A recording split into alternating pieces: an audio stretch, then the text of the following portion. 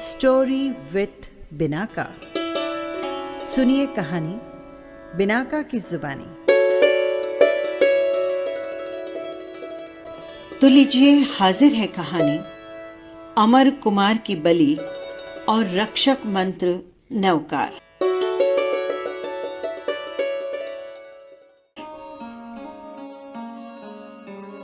मगध नरेश महाराजा बिंबिसार श्रेणिक ने बड़ी उमंगों के साथ एक नया महल बनवाया, किंतु दिन में जितना महल वो बनता, रात में वो गिरकर पूरा ध्वस्त हो जाता। इससे महाराज श्रेणिक चिंतित हो उठे।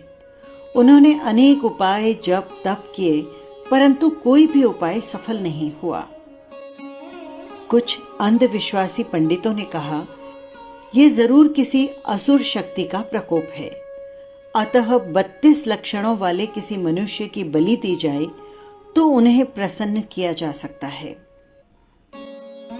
इतना कहना था कि राजा ने शुभ लक्षणों वाले पुरुष की खोज शुरू करवा दी। राजा ने उद्घोषणा करवाई कि 32 शुभ लक्षणों वाला जो भी कोई पुरुष अपनी बलि देने को तैयार होगा, उसके परिजनों को उसके भार के बराबर सोना तोलकर दे दिया जाएगा।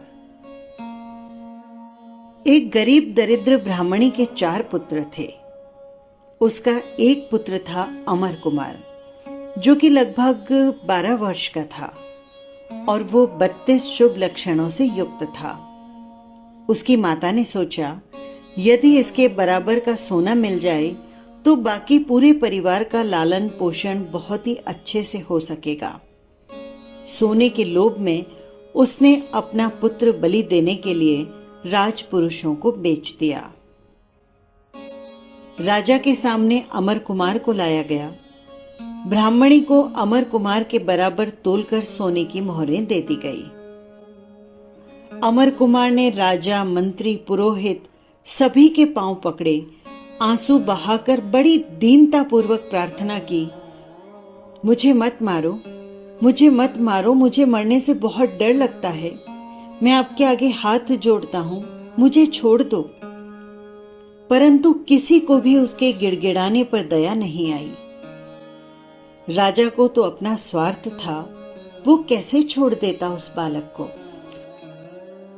पुरोहितों के आदेश से अमर कुमार को स्नान आदि करवाकर फूलों की माला पहनाई गई। फिर सैनिकों के पहरे में यज्ञ वेदी पर उसे बिठा दिया गया। मंत्रों से शुद्ध करके यज्ञ कुंड में हवन की तैयारी की गई। यज्ञ कुंड की ज्वालाओं को देखकर अमर कुमार का रोम रोम कांप गया। उसने पुरोहितों आदि से बहुत प्रार्थना की, मुझे मत मारो, मुझे मत मारो। परंतु किसी का भी हृदय नहीं पसीजा। किसी ने भी उसे बचाने का प्रयास नहीं किया। अमर कुमार एकदम असहाय भाव से इधर उधर देखने लगा। उसे बचाने वाला कहीं कोई नहीं था। अग्नि ज्वाला के रूप में मृत्यु को अपने सामने अट्टहास करता देख अमर कुमार को बचपन में सीखा हुआ नवकार मंत्र याद आ गया।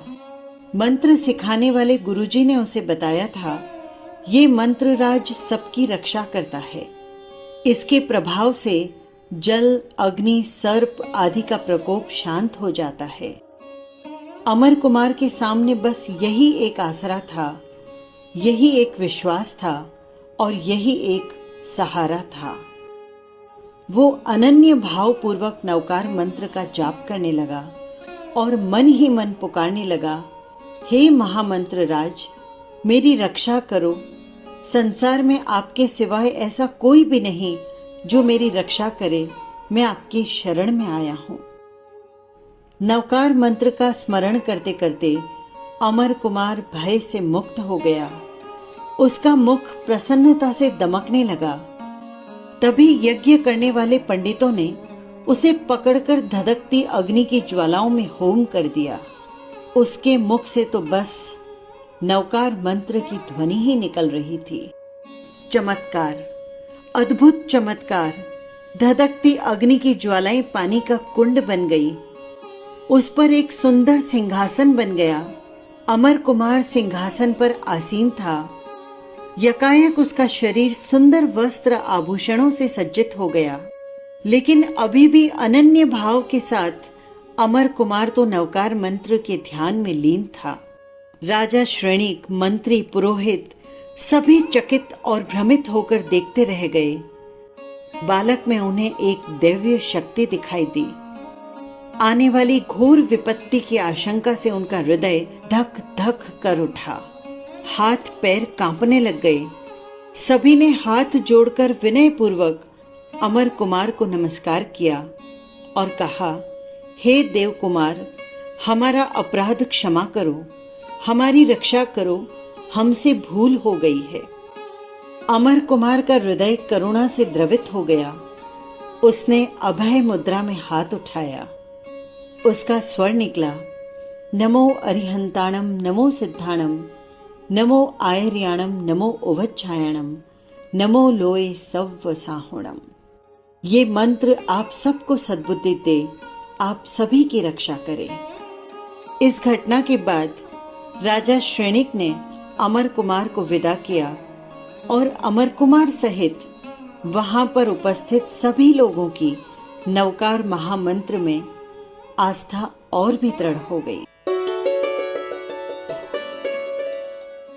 ये थी नवकार के चमत्कार की कहानी। फिर मिलेंगे किसी नई कहानी के साथ। जय जिनेंद्र।